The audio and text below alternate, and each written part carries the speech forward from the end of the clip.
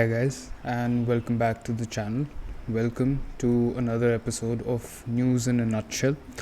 Now, I was going to do a video on football today initially, but I have been watching the news as I usually do, and I have been made aware of a huge conflict or an issue that has come up in Haryana, which started in the Nuh district of the Mewat region of Haryana, but has now escalated and seeped into Gurugram itself.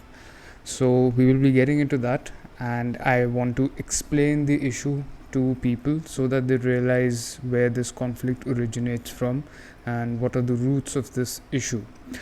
So let's get into it. Now, as I just said, Nuh is a district in Haryana in the Mewat region of the state, and riots erupted in the Nuh region or the Nuh district on the 31st of July, which was yesterday. This happened when the Vishwa Hindu Parishad and the Bajrang Dal took out a religious procession or a rally that has been a regular feature of that area for the last 3 years. So this was not a new rally or a new procession that had not happened before. This was something that was being done on a regular basis, and it happened every year. Now, the main accused in this case, or the person because of whom this issue erupted, is Monu Manesar, who has been accused of cow vigilantism about 4 months ago, when he took 2 people from the Nuh district and took them all the way to Rajasthan, where he burnt them in a Bolero SUV. Now, since the 4 months that have passed, no action has been taken against Monu Manesar, and because of that, for the last 4 months, a lot of disharmony and a lot of anger has been brewing up in the Nuh district, which is predominantly a Muslim dominated district. Now, like I said, a case of cow vigilantism which went untouched by the police has made people angry in the Nuh area. And to top that off, when a Hindu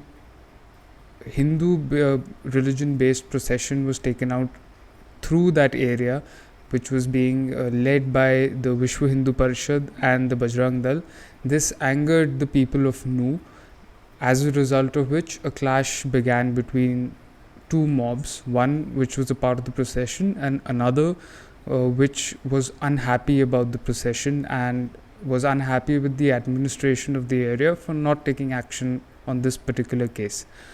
Because of this clash, stones were pelted on the procession, and progressively the situation went out of hand. Now, the stone pelting and the mobs attacking each other, this whole situation occurred because Monu Manesar about 2 days ago went on his social media platforms and announced that he would be a part of the procession and asked people who were a part of the Bajrang Dal in that area to be a part of the procession and come support him while he takes out the procession in conjunction with the Vishwa Hindu Parishad. Now, questions have been raised, of course, there would be, and questions have been raised about the police protection provided to the rally, because it has become a known fact that there was not enough police cover for the rally itself, and the police, in a way, were ignorant of the fact that this kind of a procession after a case that was seen in a communal light would cause issues and might erupt in a conflict in the Nuh district. The police have also been questioned about allowing the procession to pass through Nuh, knowing that such a case has occurred and there is a level of discontent in the people of Nuh. Considering the fact that Nuh is predominantly a Muslim district, the police should probably not have given permission for the procession to pass through there, because it could obviously have caused problems, as it has. The most important question that one must ask in this situation is, why did the police not take action against Monu Manesar, and why was the police sitting around for 4 months and not doing anything? when there is an ample amount of evidence against Monu Manesar, and 2 people were killed in a case of cow vigilantism, which, as we know, as all Indians know, is a huge issue in our country. Monu Manesar is also the main accused or the primary accused in the Bhiwani violence and the Bharatpur Muslim killings. So, if we look at this as an isolated incident, that would be wrong on our part, because Monu Manesar is not somebody who has been accused in one particular case and might be innocent, or is somebody who came out of nowhere and became involved in a case. He is somebody who has been known to consistently get involved in these kind of issues, where he uses his far right ideology to cause disharmony and uses it to pit Hindus and Muslims against each other, especially in Haryana. Now, many people have taken to social media, and their perspective is that this violence is politically motivated for 2 reasons. The first reason in their assessment being that the 2024 elections are coming up, and as usual, the BJP and other right-wing groups that are aligned with the BJP are causing communal disharmony to make sure that they can use that for building a voting base once again. And I cannot say whether that is true or not, but considering the usual trend, considering the fact that every time there is an election right around the corner, something like this happens, and then the whole election campaign becomes a communal exercise, I wouldn't rule it out either. Another thing that people on the internet are pointing out is that this new issue is now diverting attention from Manipur. And even though this issue might be controlled quickly, as it seems to be the case, it doesn't change the fact that Manipur is a major issue which has not been resolved.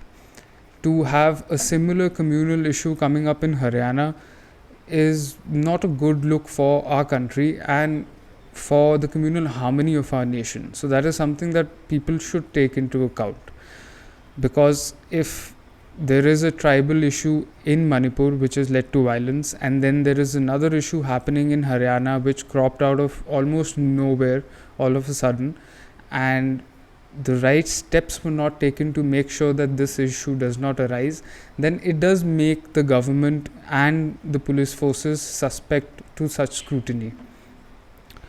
Now, Section 144 has been imposed in that area, so in the Nuh district, in the Mewat area, and also in Gurugram now, because of certain incidents that I will get to later, and internet has been shut down in that area. So, technically speaking, groups are not allowed to come together and stage any kinds of protests, or mobs are not allowed to get together, and the internet has been shut down.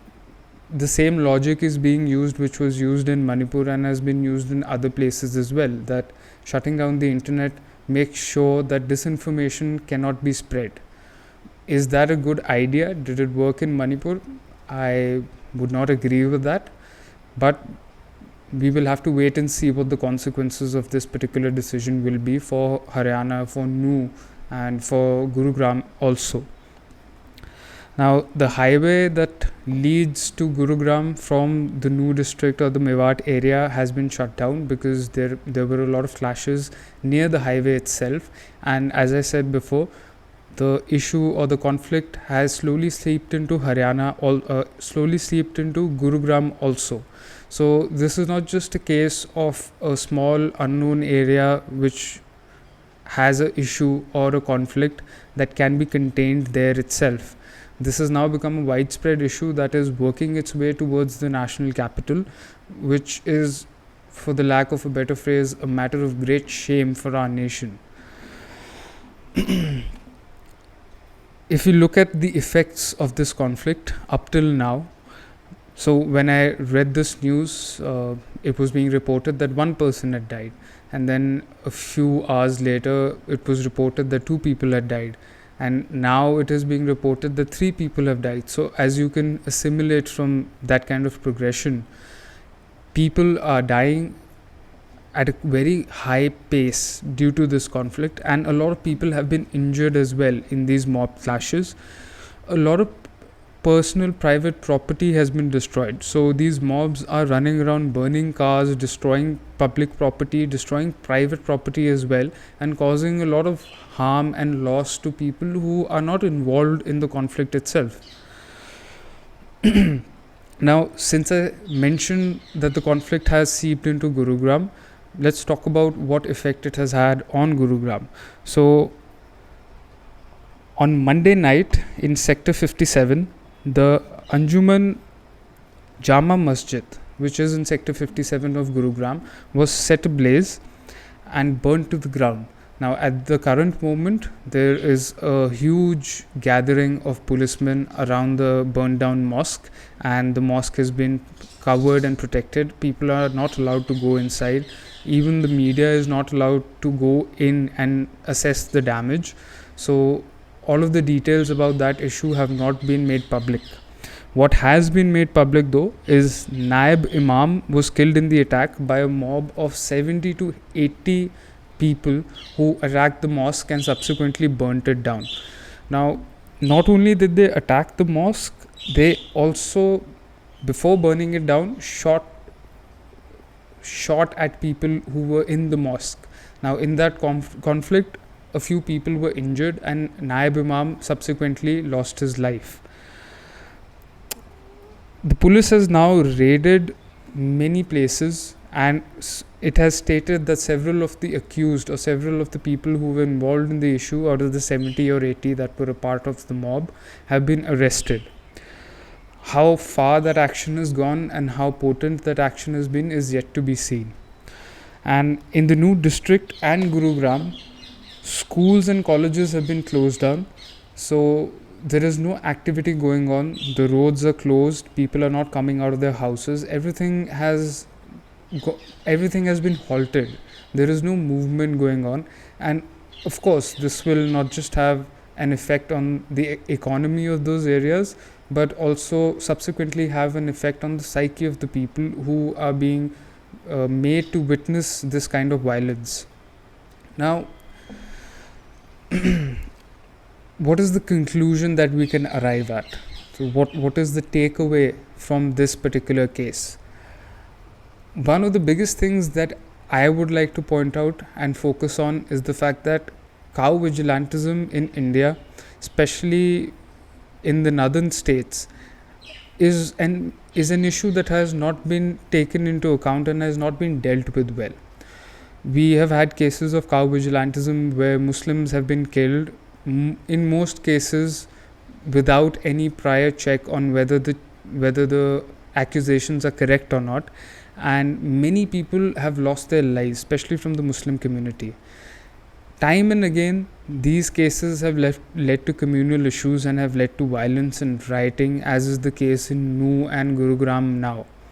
So why is it that the relevant authorities, the police, the government, do not take strict and good action against such cases, and why are cow vigilantes like Monu Manesar allowed to roam around free and do whatever it is that they please and be part of public processions, as was the case in this particular issue?